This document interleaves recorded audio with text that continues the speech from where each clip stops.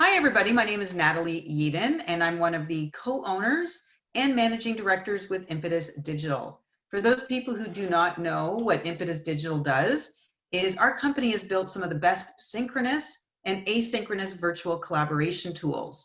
And we work with life science companies across the globe to help them virtualize their in-person meetings. So we've become basically a virtual communication company. So we help them with virtual advisory boards, steering committees, we help them with medical education, and even since COVID-19, virtualizing lots of POA brand rollouts, sales and MSL training, and a whole bunch of other things. But more importantly than this, at Impetus Digital, we really believe that everything starts with a conversation. And from a conversation, some of these big, hairy, audacious types of discussions that we have with provocateurs like the Steven Collens of the world, is we can all work together to start peeling away the layers of some of these challenges and issues, starting to talk about some of these bleeding edge ideas so that we can all work together collectively to positively disrupt healthcare. So we're so happy and pleased to have one of these leading edge thinkers, and that is Steven Collens. Steven actually comes to us and he holds an MBA from Northwestern University's Kellogg School of Management, and he is a BA from Washington University in St. Louis. Currently, he's the CEO of Matter, capital M, all capital letters, M-A-T-T-E-R, Matter. It's a healthcare technology incubator and an innovation center. They opened their doors in February 2015, and they nurture new startups, entrepreneurs, innovators.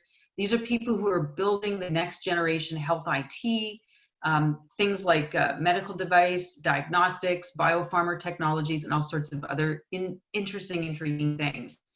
So Matter has worked with more than 200 healthcare technology ventures, and the company partners with dozens of industry-leading companies. They work with health systems, universities, and all sorts of other sorts of organizations. Steven is also a senior advisor at Pritzker Group Venture Capital. So we're going to dig into a little bit of that as well today. So prior to assuming his current role, Steven was the senior VP at Pritzker Group. So at that company, he led a team that created 1871.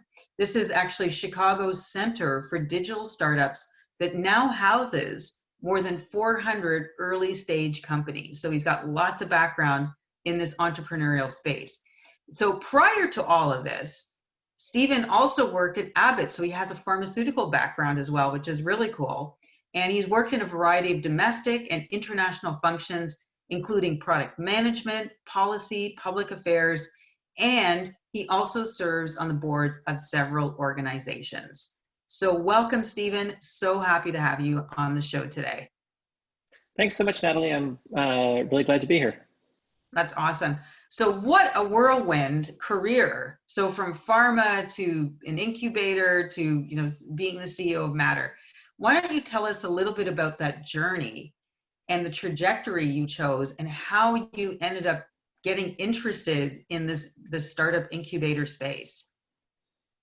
Sure. So as you mentioned in my background, when I came out of Kellogg with an MBA, I went to work at Abbott.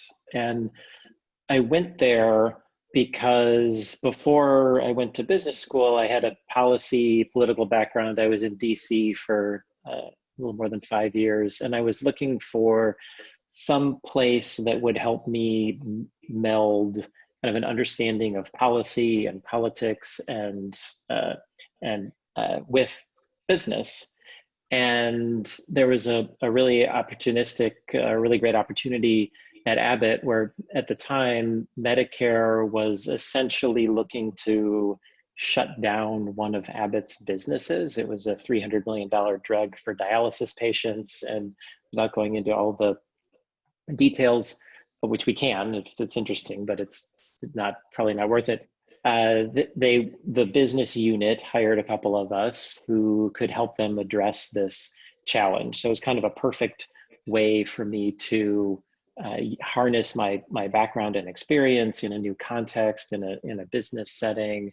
And I stayed there for 10 years, as you mentioned. I had 6 different jobs. I had two in the renal business, and then I kind of went a different direction. I wrote speeches for the CEO. I had a lot of speech writing experience from when I was in Washington, and that gave me a very different perspective on the company and on the business. I kind of was, operating up here, but at a very sort of surface level. It was a fascinating experience. I then went and worked on an integration. So Abbott spent several $billions buying a company, and they took a dozen of us and stuck us in another building and said, this is a synergy deal.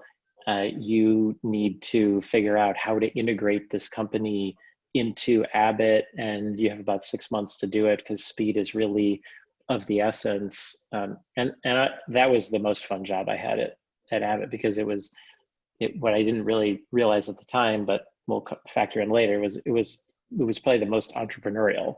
We were very explicitly removed from the bureaucracy and the normal decision-making processes, and we could move very quickly. It was a cross-functional team, make decisions very fast, and it was just really exciting to sort through all of the complexities that we needed to deal with through that. And then I had two jobs in their international divisions. One was in international pharma, where I was primarily working in Europe with patient groups.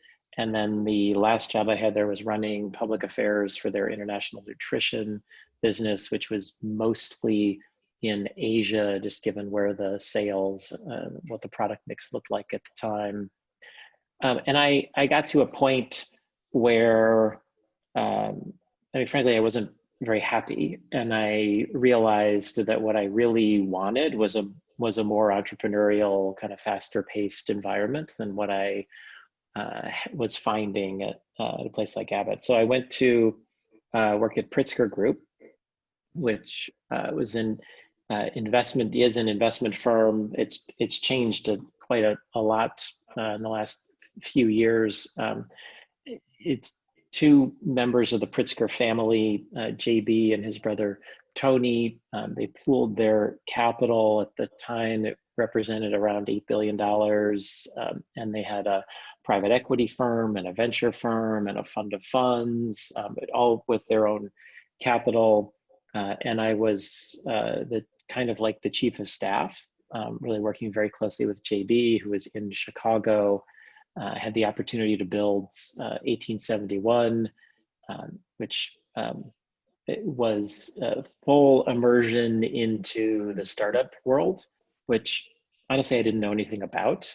And so I just spent, months and months and months just absorbing and learning and meeting with entrepreneurs and VCs and just trying to learn everything I could possibly learn about how the startup ecosystem worked, as we were kind of conceptualizing what that incubator would look like. And I loved that. And I found in that kind of an environment, at Pritzker, it's a very entrepreneurial place.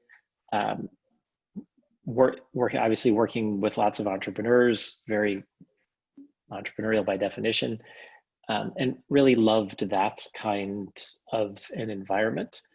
Got involved with their venture firm while I was there, and then and the firm, by the way, has changed a little bit. JB Pritzker is now the governor of Illinois, and there were some changes made in the structure of the firm. So they're now, for their private capital business, they're now taking an outside capital. So they've been kind of walled off because of the regulations associated with it. So there've been a bunch of changes, but at the time, that's what it looked like. Matter was a project that I was working on for a while after 1871 was built, and kind of working under the auspices of the mayor at the time, and JB Pritzker was chairing a committee of kind of business leaders that was looking at ways to make Chicago a better place for technology businesses. And one of the verticals we were looking at was healthcare. And it's kind of under those auspices, there was a group of us that was envisioning what a a thing that ultimately became Matter might look like. And I was working on it for at least a year, probably a year and a half as a project while I was there, and really just kept getting more and more excited about it. It combined what I had learned about incubators and the experience of putting 1871 together, which was not focused on healthcare, combined that with my love of healthcare that I developed while I was at Abbott, and allowed me to kind of scratch an itch that had been developing of, what would it be like to run my own business, because I'd never done that before.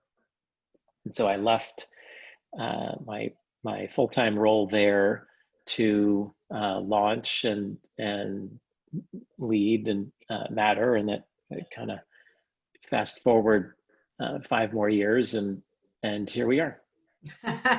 What a great story. I absolutely love it. And I love the fact that you were just always just purposely and perfectly placed in the right place at the right time, and that you just allow these opportunities to pervade your life. And like you said, here you are, which is so encouraging and so inspirational. So why does Matter matter? In the world right now, where everybody has started a venture fund, and there's incubators in every street corner, what have you done with Matter to make it truly different and differentiating and a great experience for startup tech and entrepreneurs? It's a great question. There are, even since we opened Matter, the landscape has changed quite a bit, and co-working space became a total commodity in the 5.5 years that we've been open. And as you said, there are, continue to be more and more incubators. So a few things that we've done. First of all, we're entirely focused on healthcare. And when you look around, there really aren't that many that are just focused on healthcare. We organized Matter, we kind of backed into our entity structure, and we backed into our business model based on a core thesis around innovation, that collaboration between entrepreneurs and the established parts of the industry is the best and most efficient and effective way to design and even envision and design and develop and scale solutions that can ultimately improve health and the business of healthcare.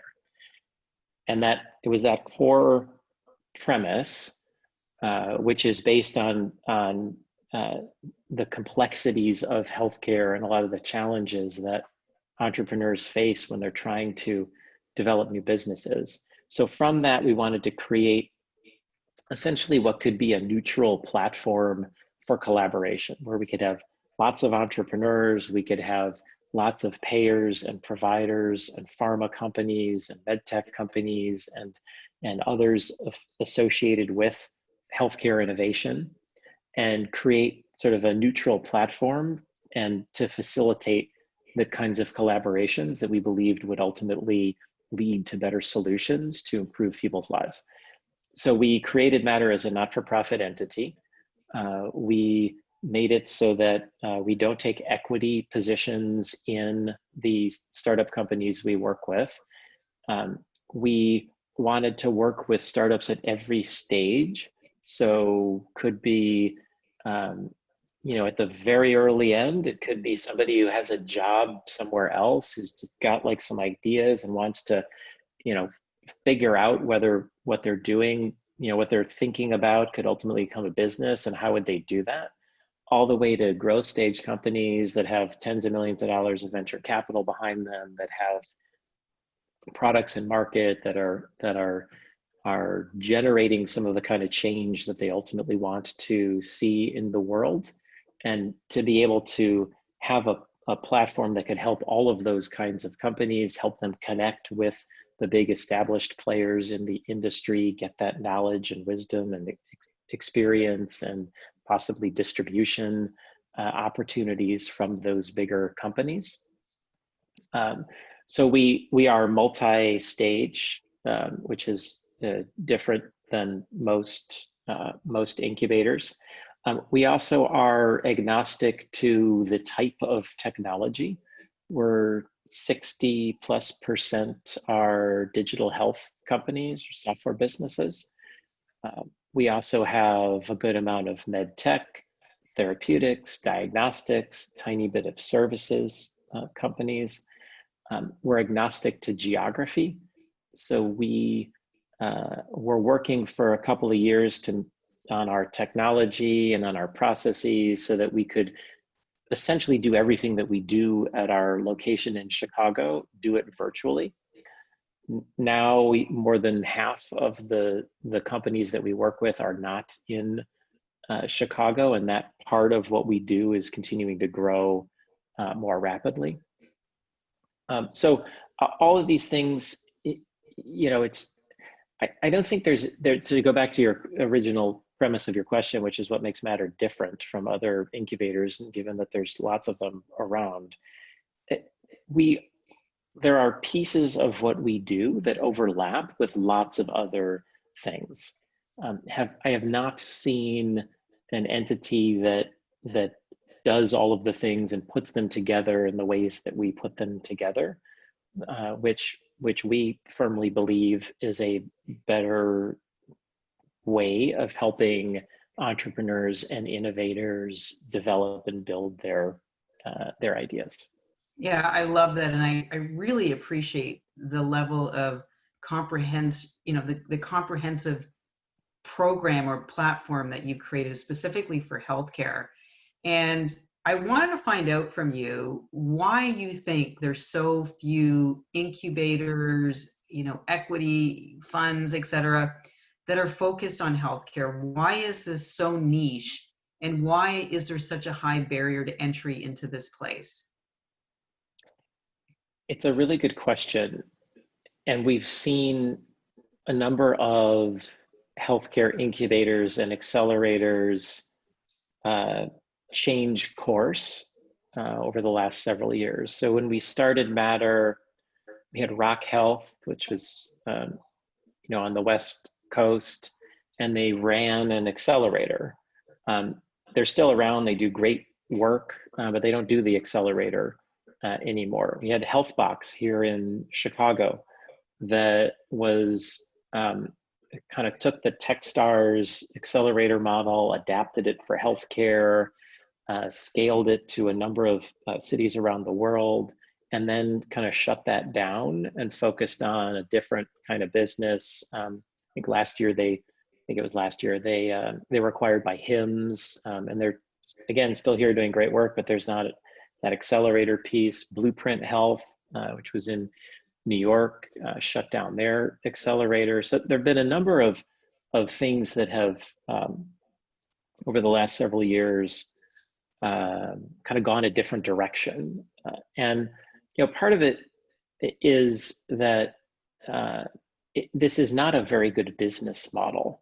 And so being a nonprofit helps us in that regard, not relying on investment to drive returns helps us in that regard.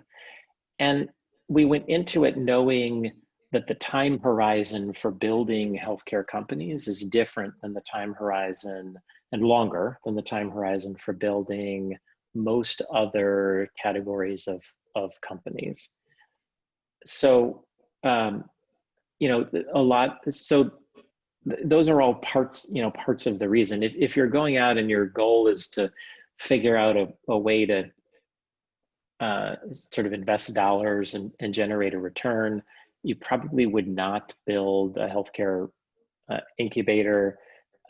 And so therefore, it requires a kind of a particular DNA and a particular type of coming together in order to do things like this. Absolutely. So here we are. I would be remiss to say that we're in post-COVID, because I think we're still in COVID and nobody knows when we're going to get out of COVID and if that's ever going to be a reality or not. But anyway, it is where we are today. And so we're thinking about what the world looked like prior to this, and thinking about the very heavy relationship building, development, core tenets, if you will, that are the backbone of building and incorporating people in the incubator. That's very much part of that ecosystem, is the touch and feel and look and getting to know people. And since lockdown and the inability to go and look and feel and touch and actually meet people in person, and we're now suddenly everybody's on Zoom, and these are the ways you're building relationships with these new startups, et cetera. Tell us about what the journey has been for your company at Matter, trying to bring new people in, not only bringing new people in, but providing them with the relationships and the funding and the connections to help them to accelerate their growth. What has it been like pre versus post? Yeah, it's a really good question. It's been a fascinating period of time, and to your point, we're nowhere near the end of it, so it continues.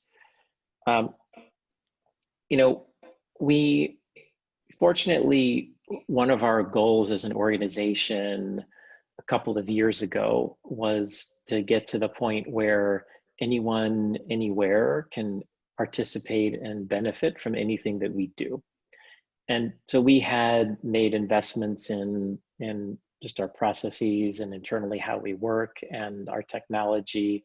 And so we were very comfortable operating in a hybrid mode where we were largely doing things at our location in Chicago, but almost always had people participating virtually. The transition to moving to all virtual has been largely seamless for us as an organization. And in some ways, there are things we do that are easier and work better.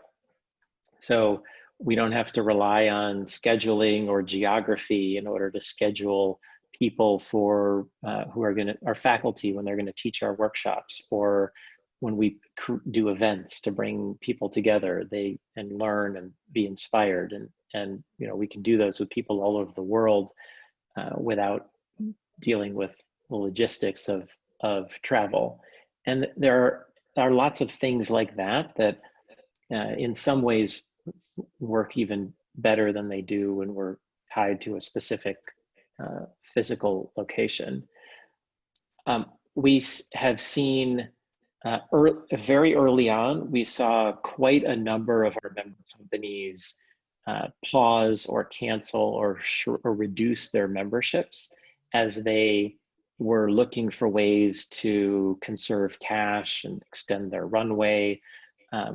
Certainly companies that viewed the physical space as a really critical part of the value proposition that Matter was offering them, that largely went away, and we're almost entirely on month-to-month memberships, so people can come and go as they choose.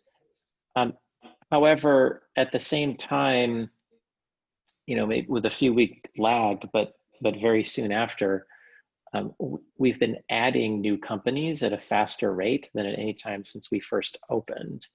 And that speaks to, and most of those are not in Chicago. I don't know, 40% are, but the majority aren't. And that speaks to the fact that this is a fantastically dynamic and interesting time for healthcare innovators. And the content we have, the expertise and relationships and the network and what we do and the ways that we can help healthcare entrepreneurs is in demand now, as much or more than ever. The one thing that is missing from what we do now, and that we have not figured out a sort of facile way to replicate it, is the serendipity that goes with working in a space together with people who are passionate very generally about the same kinds of things. So when we have, Matter used to look, when you walked into Matter, it used to be that there'd be dozens of entrepreneurs working on their businesses, and there'd be investors there meeting with companies, and you would have, you might have Northwestern Medicine having an off-site meeting there, and when they have breaks, they float around and interact with people. And you might have AbbVie there, where we're working with them on some kind of an innovation effort, and so we're pulling in entrepreneurs and that, and Anthem and HCSC both have physical offices there, and Baxter has a physical office there, and so you might have people like from there floating around, and all of those people in the same environment. It's like you can pop your head up, and there's lots of people there who can help answer questions. When you're walking back and forth, it's easy to bump into people and realize, hey, there's a really interesting reason for us to have a conversation. That without a physical space that is kind of full of people, we can't really replicate that, which is unfortunate. But that's sort of one piece of a pretty broad value proposition that is proving to be very meaningful and helpful for innovators through this whole time. I think I'm jumping ahead here. It may not be possible today, but as we explore things like AR, virtual reality, and immersive experiences, there's no reason why people couldn't have an avatar that lives in some space, or that you show up and see who's like in the auditorium or in this meeting space. I know it's kind of surreal and a bit holographic, but that may become eventually our reality. So we'll have to wait and see, but definitely get what you're saying. So there's really a great opportunity here for Matter to be truly an international force. So you're no longer going to be blocked by geography or language or time, taking advantage of the fact that everything has gone virtual. So there's obviously a silver lining in this. So on the one hand, you may not get that serendipitous, engineering those random collisions, but on the other hand, you now have an opportunity of truly becoming international and democratizing opportunities for people in remote locations, in places that you would have never determined would be a powerhouse, now has an opportunity to grow a company. So truly an amazing opportunity for sure. So one of the other areas that you hear about repivoting and reformulating the concept is really around how venture capital funding is run, and that sort of thing. What have you sort of seen in that reformulation as it relates to how Matter creates those connections and allows for people to satisfy that acceleration as it requires funding? How are you bridging that gap and introducing those connections? It's a great question. Funding, if you went around and surveyed the members of Matter and said, what's your biggest constraint to growth and achieving what you want to achieve, you would find that the most prevalent response is access to capital. You'd find that today, you'd find that 2 years ago, you'd find that 5 years ago. When the pandemic first started to really disrupt life, there was a lot of concern really based on prior recessions, and in particular the 2008 experience, to a certain extent the 2001 experience, that venture capital would really dry up for new investments for a significant period of time. That venture capital funds would essentially retrench into their own portfolios, conserve cash so that they could fuel the needs of their existing assets, that the opportunity to raise new funds would dry up as, essentially markets collapsed and the economy tanked, and so there was this big pullback that happened very quickly, and that fortunately didn't last very long. And part of that is because the market has continued to go up, and so that makes it people feel more comfortable that can be more money flowing into funds. We saw funds operating at a different pace, but eventually, largely get comfortable making investments virtually into companies. And so now it's not unusual for us to see rounds close in our member companies where the entrepreneurs have never met the VCs in person. And that is, that was hard for some VCs to get to, because it's, especially early stage investments, you're betting on the people, and you want to spend time in the office and get a feel for it. And, there's some intangibles around making these decisions. And so they had to get comfortable with that. And we've fortunately seen that happen. We've seen, angel investment continue, not any huge differences at this point. So it's challenging to raise money for, companies, especially, maybe more so if they're located in the Midwest. There's just less capital sloshing around. But we've not seen the kind of prolonged contraction that a lot of people were fearing when this pandemic first hit. Yeah, absolutely. Really interesting. And I totally agree with you. I think this has just been everybody's been rethinking their own frameworks and how to do things. And I think the venture capital world and the fundraising world is one of those.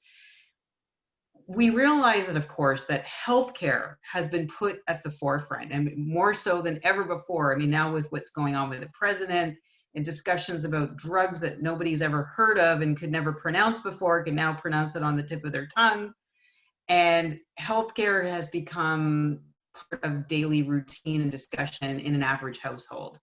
So how has that impacted what is going on at Matter, both in terms of the numbers of tech entrepreneurs, startups, companies that are coming to you, towards the number of companies that are getting funded and potentially even, generating money and attention? Have you seen any major changes because the conversation is changing around healthcare, that people are becoming more aware of it, that it is truly and highly disruptible right now and prone for an acceleration into the next echelon of what it can become? What have you seen happening at Matter because of that?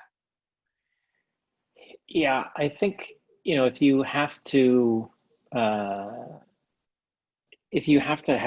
a job in the middle of a pandemic, working in healthcare innovation is a really good place to be, because we've seen so much. It's been such a dynamic environment for the last 6 months, and I would say there are a couple of areas where, from our point of view, we've seen really significant changes in how we do things. So one is, when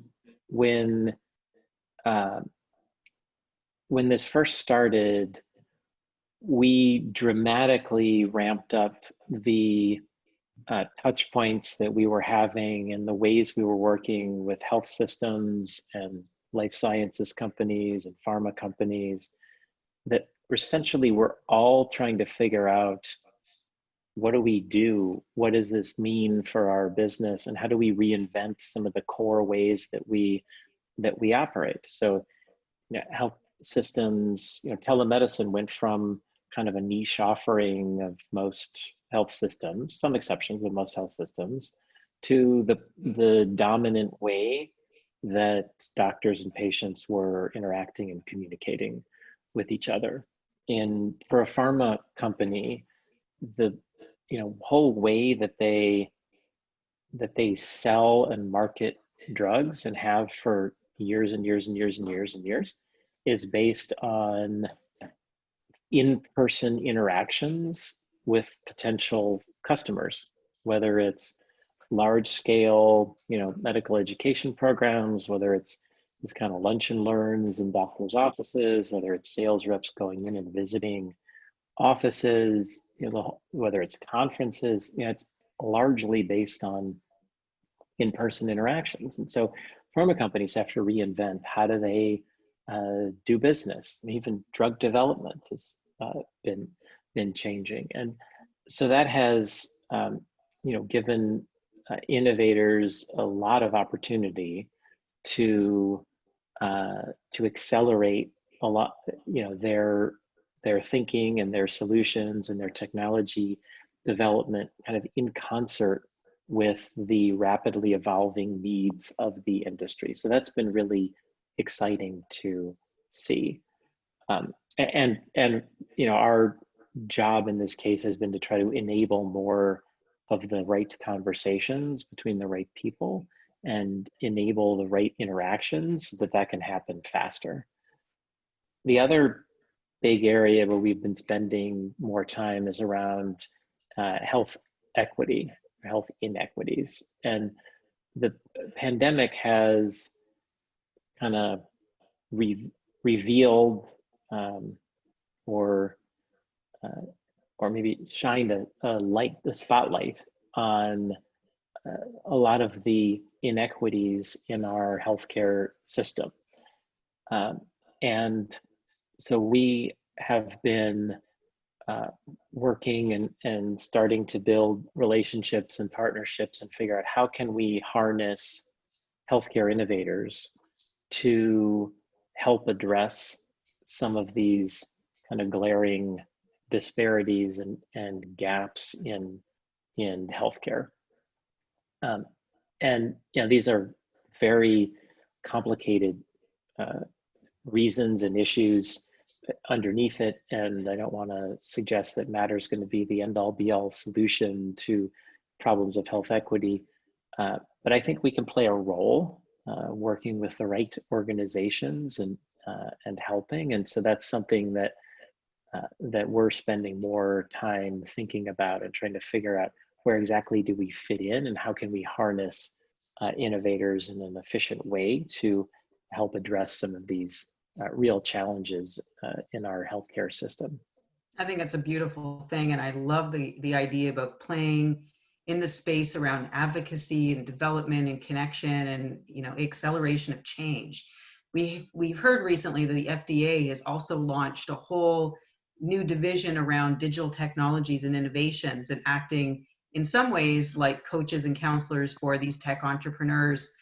We're seeing an acceleration and changes with the FDA as well too, in terms of incorporation of things like digital therapeutics and software as a medical device. And these changes are happening across the globe. And part of this is going to be advocacy and management and changing of legislation. And what does this mean? And how do clinical trials get done? And and what does this all look like? So where does matter play in that conversation, and where would you like to play in that conversation? Matter, we haven't really played a role to date in shaping policy.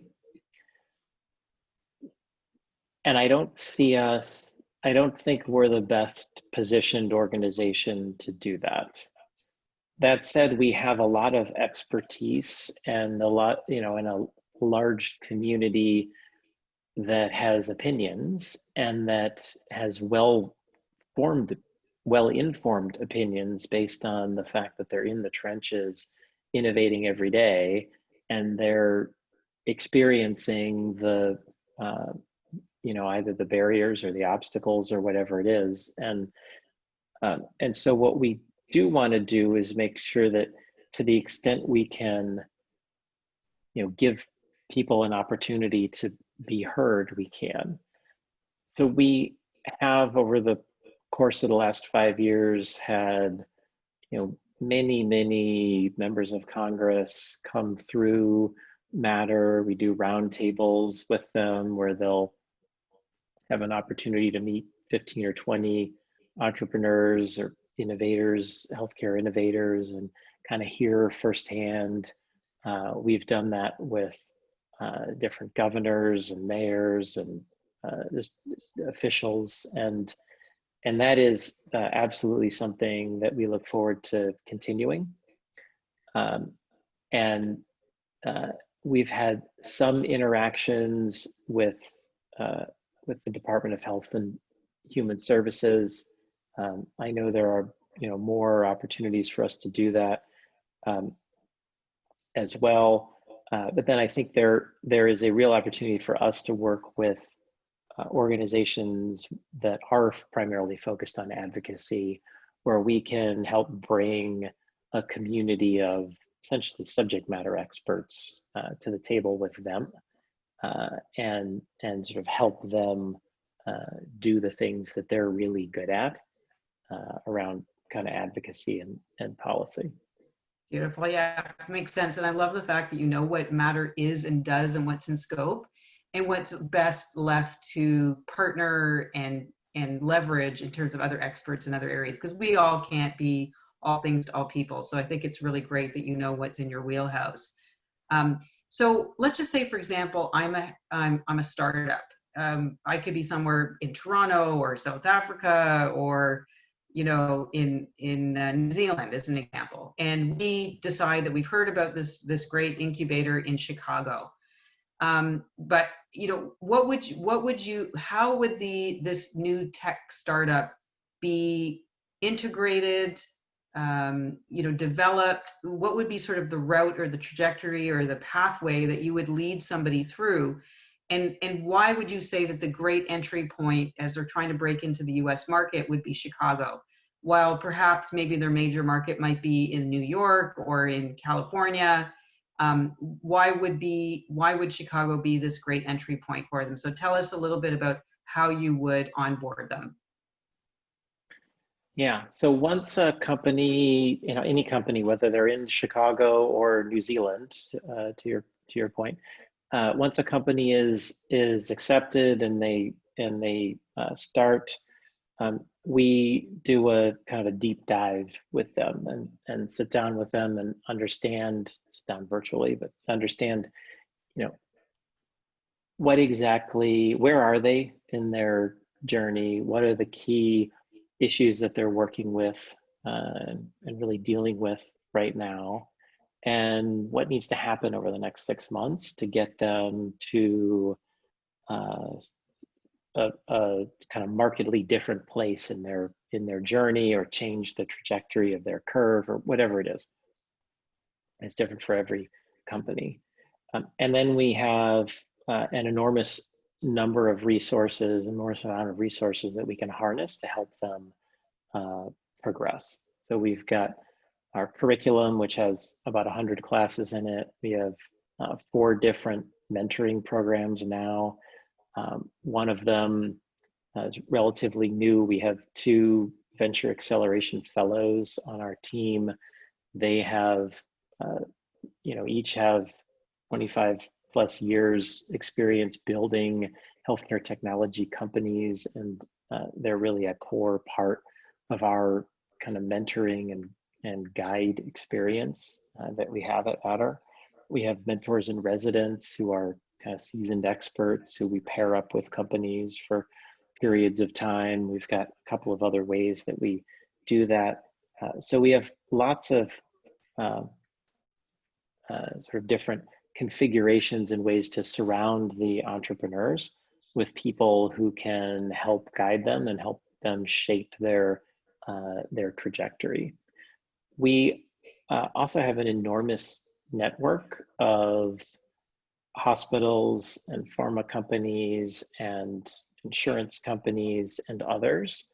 And depending on what stage of development the company, this particular fictional company in New Zealand is that we're talking about, we can help plug them in to the right kinds of conversations at the right places. So whether that's really needing better insights into, how a particular specialty at a hospital is working, and therefore where are the opportunities, and what does the workflow look like, and how would they fit in, or whether it's a company that's farther along and is really looking to integrate with a pharma company that has an on-market product, and they can bring their technology alongside of the drug to create different level of patient insights and engagement, or whatever it is. We can help them kind of find the right partners along the way. And I would say about Chicago, so our startups are all over the world. Our corporate partners are increasingly all over the world. But I don't think there's a better place than Chicago if you look at the collection of sort of healthcare expertise and healthcare companies that we have here.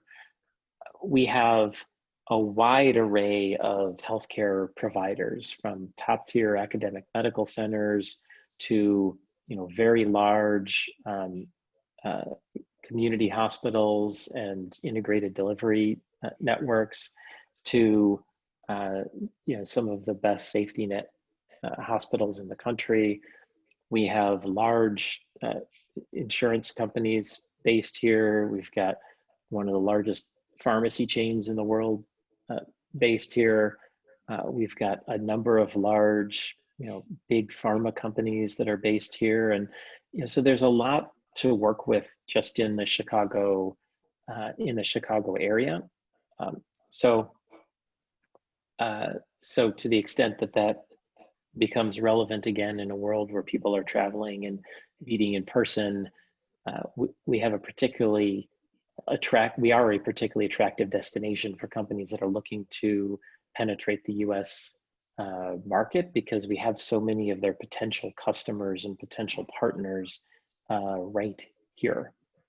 I love that you said that, because that is actually very true whenever it actually does become relevant again. Because in some ways, the fact that you're located in Chicago nowadays doesn't really matter, because everything has kind of gone virtual. So you Right. really just become a centralized hub of connections. So I think that was very well said. It really does beg the question, though, is that, company X from New Zealand or wherever the heck we're talking about, or other major companies across the globe, they could be startups, or they could be people that are just looking to accelerate and do, second round, B rounds or C rounds or whatever it is that they're doing. The question comes down to your business model. I know that you mentioned that you're a nonprofit, but there's a lot of other incubators, et cetera, that have subscription fees or some sort of coaching fees. How is it that your company continues to make money? And so for the startup companies, that they know what they have to sign up for. Sure. So for the entrepreneurs, we just have a membership fee. It's month to month, and there are no add-ons or anything else. We don't charge additional for any particular services. We don't take any sort of performance fees or warrants or anything like that. It's just this great subscription model. The majority of our revenue comes from providing innovation services to large companies and health systems. So we help them source and co-develop solutions with entrepreneurs. We help them better work with entrepreneurs. We have some training capabilities. We help them derive insights in certain areas, and that's where the majority of our revenue comes from, not from the entrepreneurs. I love the way you put that together, because that makes just such great financial sense. So one of the things I know that Matter does is that you work with pharma companies on perhaps their own personal, I think what you call them, corporate innovation accelerators, so that they could potentially work with Matter on creating their own ecosystem. Can you tell us a little bit, again, there's a lot of companies that are listening in that are on the pharma side. What would they do, and how would they partner with Matter to create their own innovation accelerator?